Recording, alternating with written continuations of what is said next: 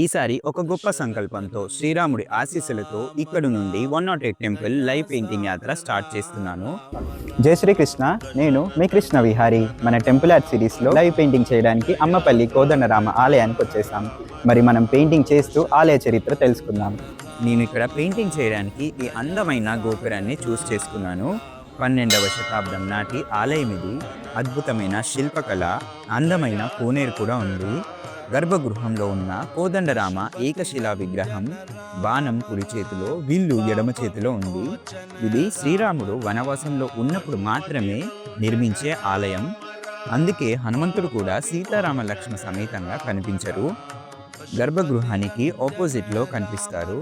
ఈ టెంపుల్ పై నేను full detail video YouTube ఛానల్లో అప్లోడ్ చేశాను, చెక్ చేయండి. ఇంకా మన పెయింటింగ్ కూడా ఆల్మోస్ట్ కంప్లీట్ అయిపోయింది. ఎలా ఉందో కామెంట్స్లో చెప్పండి.